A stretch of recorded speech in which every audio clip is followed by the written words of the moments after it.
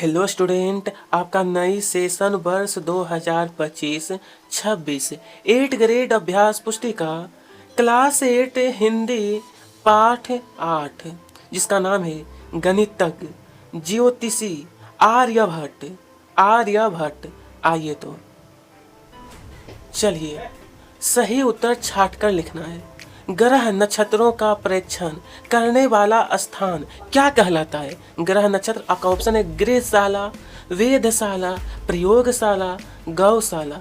Right answer B वाला है वेधशाला। दूसरा प्रश्न है निम्नलिखित में आगत शब्द है। आपका ऑप्शन है ग्रहण, प्रख्यात, मशहूर, दक्षिणा। राइट आंसर सी वाला है आपका मशहूर। ठीक है। तीसरा प्रश्न पृथ्वी अपनी धुरी पर चक्कर लगाती है, यह प्रतिपादन सबसे पहले किसने किया था? यह प्रतिपादन आपका ऑप्शन है नागार्जुन ने, आर्यभट्ट ने, डॉक्टर भाऊ दाजी ने या फिर सुश्रुत ने। तो देखिए इसका जो सही आंसर होगा आपका बी ऑप्शन है आर्यभट्ट। जब सामान्य में प्रचलित मान्यता को क्या कहते हैं? आपका ऑप्शन है मुहावरा, सुक्ति, किवदंती या फिर लोक। इसका राइट आंसर आपका सी होगा किवदंती। पांचवा प्रश्न वैज्ञानिक शब्द में किस प्रत्यय का प्रयोग हुआ है? वैज्ञानिक में तो ऑप्शन है नालंदा, पाटलिपुत्र, अस्मक। तो सही आंसर आपका ई के यहाँ पर कैसे आया जी? देखिए स्टूडेंट, मैं आपको एक बात समझा देता हूँ। आपका ये जो ऑप्शन दिया है वो गलत है। आपका ऑप्शन चूंकि देखिए ध्यान दीजिए, आपका प्रत्यय बोला गया है ना कि वैज्ञानिक में प्रत्यय क्या है, तो इसमें प्रत्यय आपका एक होगा। लेकिन उत्तर में आपको क्या करना है, जो मैं बता रहा हूँ वो आपको लिखना है। उत्तर में आपको एक ही लिखना है, ठीक है। आपको ऑप्शन पर ध्यान नहीं देना है। ये ऑप्शन आपका गलत दिया गया है, इसलिए उत्तर लिखना है आपको एक। यहाँ तक क्लियर है? तो कॉमेंट बॉक्स में लिखें यस। पृथ्वी अपनी धुरी पर, तो सबसे पहले लिखना है पश्चिम, पश्चिम से पूर्व, पूर्व की ओर घूमती है। प्रश्न 7 है विरोधार्थी शब्द युग में लाभ के साथ हानि शब्द प्रयुक्त होगा। आर्यभट्ट ये पुस्तक की नाम है कौन सा? मलयालम। ज्योतिष विज्ञान का संबंध ग्रह नक्षत्र से है। जब चंद्रमा की छाया पृथ्वी पर पड़ती है तब सूर्य ग्रहण होता है। प्राचीन काल में चंद्र ग्रहण या सूर्य ग्रहण के लिए किसे उत्तरदायी माना जाता? प्राचीन काल में चंद्र ग्रहण या सूर्य ग्रहण के लिए राहु नामक राक्षस को उत्तरदायी माना जाता था। सचिन क्रिकेट खेलता है। वाक्यों में से उद्देश्य और विधेय छांटकर, उद्देश्य आपका सचिन है, विधेय है आपका वह क्रिकेट खेलता है। ठीक है। नंबर 13 पाठ में आए सूर्य ग्रहण के उल्लेख के स्थान पर दूसरा उदाहरण किस समकक्ष भौगोलिक घटना का हो सकता है? भौगोलिक घटना। पाठ में आए सूर्य ग्रहण के उल्लेख के स्थान पर दूसरा उदाहरण चंद्र ग्रहण की भौगोलिक घटना का हो सकता है। आकाश में स्थित खगोलीय पिंड जैसे कि आपका सूर्य, चंद्रमा, तारे आदि, ये सारा क्या है? खगोलीय पिंड पूर्व से पश्चिम की ओर जाते क्यों दिखते हैं? इसका उत्तर लिखना है आकाश में स्थित खगोलीय पिंड। आपका यहाँ पर दिया है सूर्य, चंद्र, तारे आदि पूर्व से पश्चिम की ओर जाते इसलिए दिखते हैं क्योंकि पृथ्वी अपनी धुरी पर पश्चिम से पूर्व की ओर घूमती है। आर्यभट्टीय ग्रंथ, तो इसका उत्तर आपका होगा आर्यभट्टीय ग्रंथ लगभग पिछले 1000 वर्ष से उत्तर भारत में उपलब्ध नहीं था।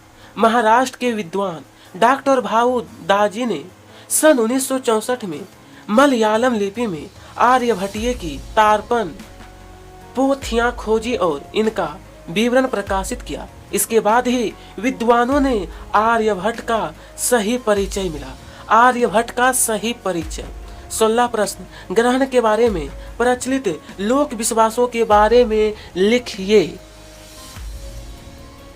उत्तर है ग्रहण के बारे में प्रचलित था कि ग्रहण के समय राहु नामक राक्षस सूर्य और चंद्र को निगलता है, इसलिए सूर्य और चंद्र ग्रहण होता है, यह प्रचलित था।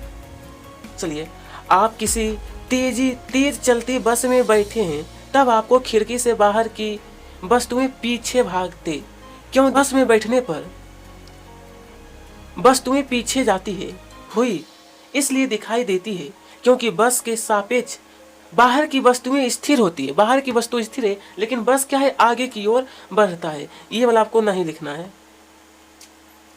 चलिए, इस तरीके से 16, 17, 18 विज्ञान के विभिन्न क्षेत्रों में प्राचीन भारत की देन के बारे में लिखिए। देन के बारे में आइए, तो इसका उत्तर लिखना है ज्ञान विज्ञान के क्षेत्र में संसार को प्राचीन भारत की सबसे बड़ी देन है शून्य सहित केवल 10 अंक संकेतों से भी संख्याओं को व्यक्त करना। इस अंक पद्धति की खोज आर्यभट्ट से 3-4 सदियों, सदी का मतलब होता है 100 वर्ष, शायद सदियां पहले कर दिए थे। चलिए, दीर्घ उत्तर आप देखने वाले हैं।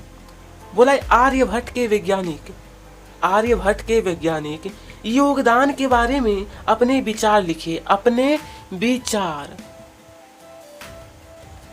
इसका उत्तर रहेगा आर्यभट्ट एक महान गणितज्ञ और खगोल विज्ञानी थे। उन्होंने ही राज के सिद्धांत का आविष्कार किया था। राज के सिद्धांत का।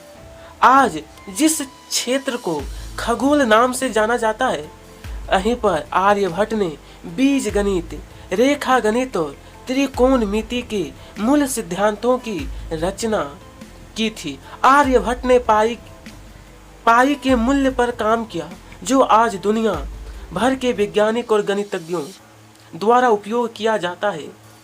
आर्यभट्ट ने खगोल विज्ञान पर 3 पुस्तक लिखी। उनमें से केवल एक आर्यभट्टा कहलाती है, जो आज अस्तित्व में है। मतलब आज भी वह है अस्तित्व में। इस तरीके से आपको प्रश्न 19 लिखना है, इसका उत्तर। ठीक है। नंबर 20, पृथ्वी के प्राकृतिक उपग्रह का नाम लिखते हुए उसके बारे में 10 वाक्य लिखिए। उसके बारे में 10 वाक्य। पृथ्वी का प्राकृतिक उपग्रह का जो नाम है चंद्रमा है। यह सौर मंडल का 5वां सबसे विशाल प्राकृतिक उपग्रह है। इसका आकार गेंद की तरह होता है।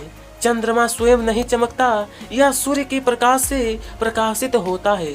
चंद्रमा का द्रव्यमान पृथ्वी के द्रव्यमान का 1.2% है। इसका व्यास 3474 किलोमीटर। व्यास का मतलब होता है कि आपका ये जो है ना, इसके जो बीच का जो रेखा होती है ना, उसे कहते हैं व्यास। 3474 किलोमीटर। ठीक है। तो इसी के साथ आज का वीडियो समाप्त हुआ। वीडियो पसंद आई तो लाइक करिएगा, साथ में सब्सक्राइब। आप सभी को तहे दिल से धन्यवाद।